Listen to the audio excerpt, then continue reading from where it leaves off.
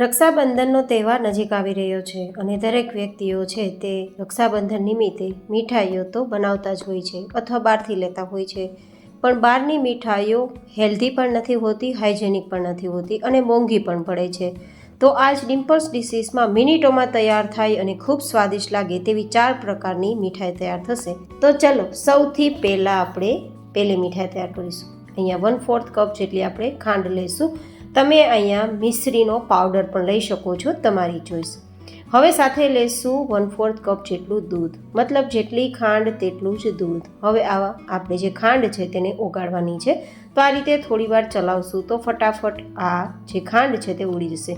દૂધ ઠંડુ નથી લેવાનું, નોર્મલ હોય તે ચાલે.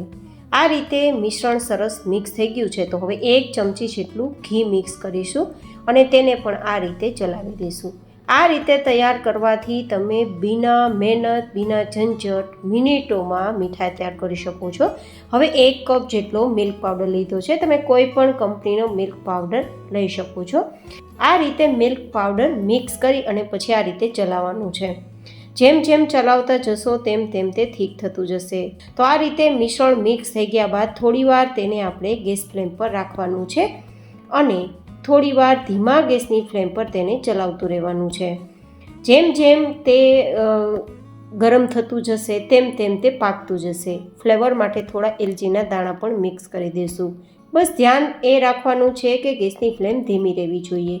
બસ આ રીતે ચલાવવાનું છે અને જે કઢાઈ લ્યો તે જાડા તળિયાવાળી લેવાની છે, જેથી આ બેઝ નીચે ચીપકે નહીં.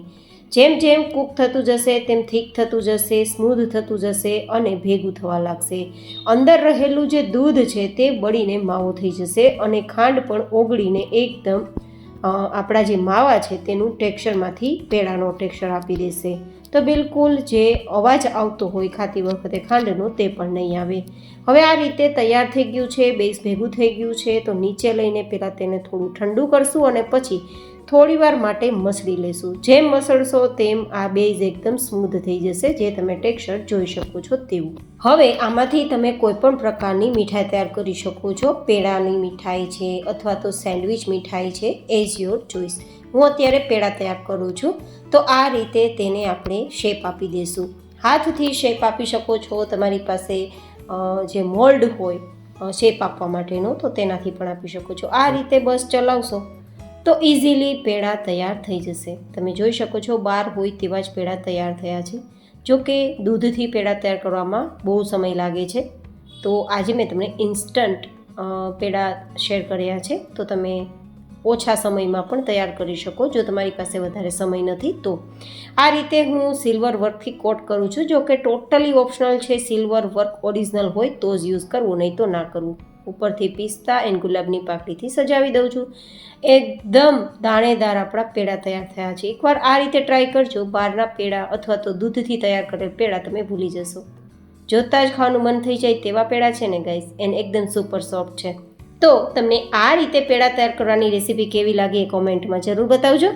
હવે તૈયાર કરીશું બીજા નંબરની મીઠાઈ. તો જેમના માટે મિક્સર જાર લેશું અને તેમાં ઉમેરીશું અડધા કપ જેટલા કાજુના ટુકડા. તમે આખા કાજુ લઈ શકો છો. થોડા એલચીના દાણા, સાથે 4 ચમચી જેટલી ખાંડ. અહીંયા મીઠાશ પ્રમાણે વધઘટ કરી શકાય. તમે મિશ્રી પણ લઈ શકો છો. આ બંનેનો પાવડર તૈયાર કરી લેશું. હવે આ પાવડરને એક્સ્ટ્રા વાસણમાં લઈ લેશું અને પછી તેની અંદર અડધા કપ જેટલો મિલ્ક પાવડર ઉમેરીશું અને આ બંને પાવડરને મિક્સ કરવા માટે મોટું વાસણ લઈ લેશું. તેમાં નોર્મલ દૂધ 3-4 ચમચી પહેલાં મિક્સ કરીશું. પછી જરૂર લાગશે તો 1-2 ચમચી ફરીથી મિક્સ કરીશું. વધારે દૂધ પહેલાં નથી ઉમેરવાનું, નહીં તો આ મિશ્રણ છે તે એકદમ ઢીલું થઈ જશે અને જે પેડાનો શેપ આપવો છે તે નહીં લે.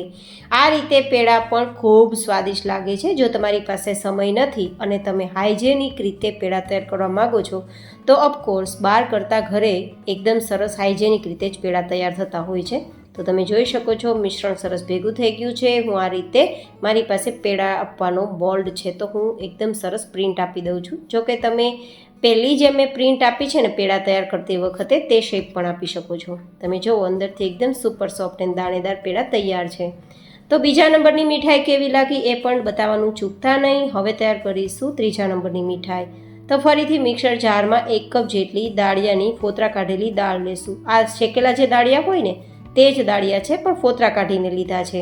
તો કોઈ કાચી દાળ નથી, તો બિલકુલ ટેન્શન ના લેતા કે કાચી દાળનો ઉપયોગ કર્યો છે. અડધા કપ જેટલી ખાંડ લેશું. તમે મિશ્રીનો ઉપયોગ કરી શકો છો. 4 નંગ એલચી.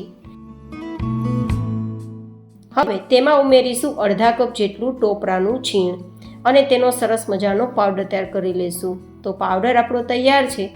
એકદમ સરસ મજાનો પાવડર તૈયાર થયો છે, દાણેદાર, ન વધારે ફાઇન ન વધારે કોર્સલી. આ રીતે એક્સ્ટ્રા વાસણમાં લઈ અને જરૂર મુજબ દૂધ ઉમેરવાનું છે.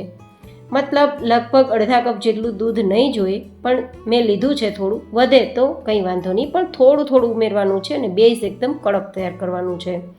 હું અગેન કહું છું કે જરૂર મુજબ જ દૂધ ઉમેરજો, વધારે ના ઉમેરતા. એન્ડ હા ગાઈસ, ઉપરથી ઉમેરેલું દૂધથી તૈયાર થયેલ મીઠાઈ વધીને 4 થી 5 દિવસ સુધી સારી રહે છે. વધારે સારી નથી રહેતી, તો તમે એ જ રીતે તૈયાર કરજો. બહુ વધારે તૈયાર કરવા જશો તો મીઠાઈ બગડી પણ શકે છે, કારણ કે કાચું દૂધ છે. આ મીઠાઈ પણ પકાવેલી નથી. જે જગ્યાએ મેં દૂધ ઉમેર્યા બાદ મીઠાઈને નથી પકાવેલી, મતલબ ગેસનો ઉપયોગ નથી કર્યો, તે મીઠાઈ તમે 2-3 દિવસથી લઈને 4-5 દિવસ સુધીમાં જ ખાઈ જજો, નહીં તો એ ખરાબ થઈ જશે. આ રીતે બધું જ મિશ્રણ ભેગું થઈ ગયું છે અને હાથમાં પણ નથી ચીપકતું. તો હવે તેને પહેલાં તો આપણે આ રીતે લાડુનો શેપ આપી દઈશું અને પછી તમારી ઈચ્છા હોય તો તમે પેડાનો શેપ પણ આપી શકો છો, તમારી ચોઈસ. આ રીતે લાડુ પણ તૈયાર કરી શકાય. હું અહીંયા મારી પાસે જે બ્લેન્ડરની ચકડી હોય ને તેનો ઉપયોગ કરું છું એક સરસ મજાની પ્રિન્ટ આપવા માટે.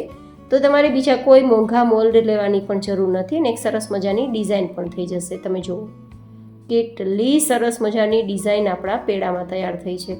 જોઈને એવું જ લાગશે કે જાણે કેસર પિસ્તાના પેડા તૈયાર કર્યા હોય. તો એકદમ સુપર ડિલિશિયસ તો છે, સુપર હેલ્ધી પણ છે અને એકદમ અંદરથી દાણેદાર અને ખૂબ જ સુપર સોફ્ટ છે.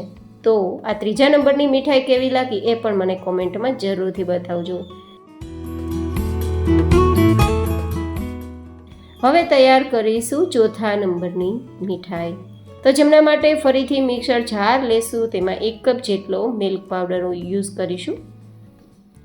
હવે તેની અંદર આપણે લગભગ અડધા કપ જેટલા કાજુ ઉમેરીશું અને 1/4 કપ જેટલી આપણે ખાંડ ઉમેરીશું. 4 નંગ એલચી ઉમેરીશું અને પાવડર તૈયાર કરી લઈશું.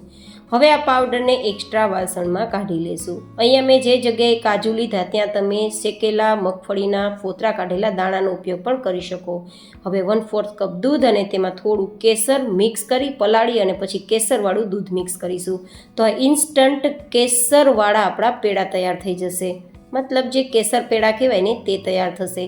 તો અહીંયા વધારે પ્રમાણમાં દૂધ ઉકાળવાની, સમય આપવાની કોઈ જરૂર નહીં રહે અને આ રીતે પેડા તૈયાર કરી શકશો. બસ આ રીતે થોડું આપણે થીક ડો જેવું તૈયાર કરી પછી જોઈએ તે રીતે બેઝ હાથમાં લઈ અને પેડાનો શેપ આપી દઈશું. અને ઉપરથી ઈચ્છા હોય તો અહીંયા તમે ગુલાબની પાંખડીથી કે પછી પિસ્તાથી ગાર્નિશ પણ કરી શકો છો. તો તૈયાર છે 4થા નંબરની મીઠાઈ. તો તમે ક્યારે તૈયાર કરો છો અને કઈ મીઠાઈ વધારે પસંદ આવી એ કોમેન્ટમાં અચૂક બતાવજો.